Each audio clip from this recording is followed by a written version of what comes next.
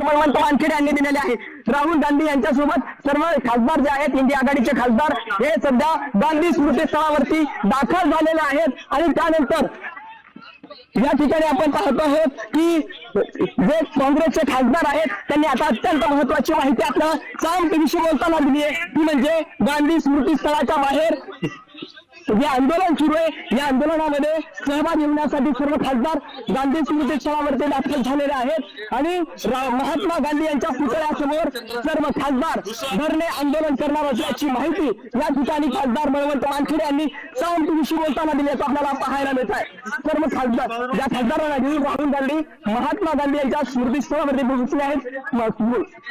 गांधी स्मृती हे या परिसरामध्ये सर्व खासदार पोहोचले असल्याचं आपल्याला पाहायला मिळतंय. ही सगळी दृश्य सध्या आपण पाहतो आहोत की कशा पद्धतीने हे सगळं सुरू आहे.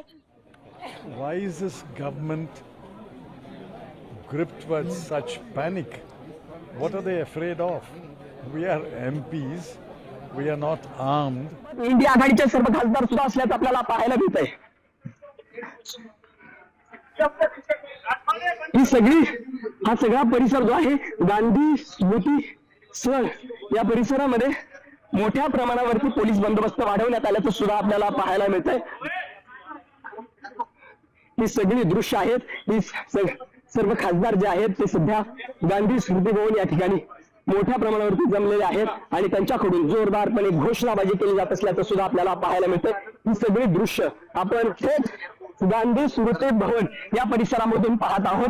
या ठिकाणी हे जे खासदार आहेत ते जमलेले आहेत आणि त्यांच्यासोबत राहुल गांधी यांच्या नेतृत्वामध्ये या सर्व खासदारांची ही पैठण जी आहे ती या ठिकाणी जमण्याचं आपल्याला पाहायला मिळतंय. हातामध्ये तिरंगा घेतलेला आहे, हातामध्ये संविधान घेतलेलं आहे आणि हे संविधान घेऊन राहुल गांधी हे गांधी स्मृती महात्मा गांधी यांच्या पुतळ्यासमोर आंदोलन या ठिकाणी करणार असल्याचं पाहायला मिळतंय.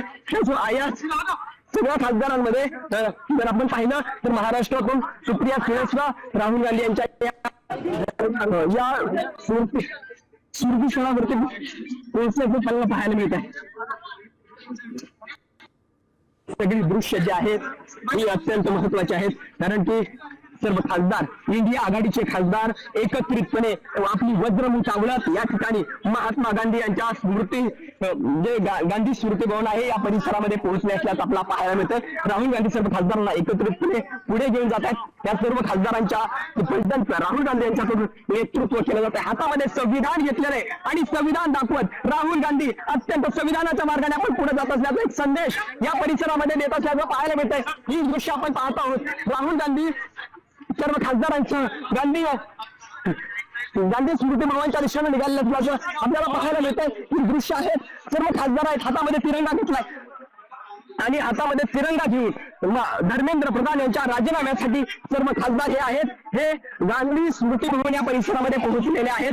राहुल गांधी यांच्या हातामध्ये जर आपण पाहिलं तर माझ्या पाठीमागे पाहू शकता राहुल गांधी यांच्या हातामध्ये संविधान आहे आणि संविधान घेऊन राहुल गांधी हे महात्मा गांधी यांच्या पुतळ्यासमोर पोहोचले असल्याचं सुद्धा आपल्याला पाहायला मिळत आहे.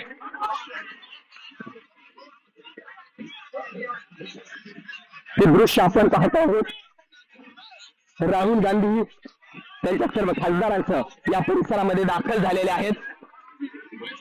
महाराष्ट्रातील अनेक खासदार या गांधी स्मृती भवन या परिसरामध्ये दाखल झालेले आहेत. हातामध्ये खासदारांच्या हातामध्ये धर्मेंद्र प्रधान इस्तीफा दो अशा पद्धतीचे बॅनर असल्याचं सुद्धा पाहायला मिळत आहे. आता रंगवलेले छोटे छोटे पोस्टर घेऊन हे सर्व खासदार जे आहेत ते महात्मा गांधी यांच्या पुतळ्यासमोर पोहोचलेले आहेत आणि याच ठिकाणी राहुल गांधी यांच्या सर्व खासदार जे आहेत ते धरणे आंदोलन करण्याची शक्यता आहे.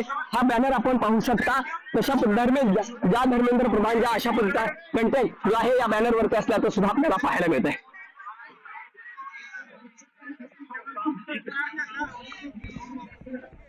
हातामध्ये तिरंगा घेतलेले सर्व खासदार एकजुटीने या ठिकाणी महात्मा गांधी यांच्या स्मृती भवनवरती पोहोचलेले आहेत.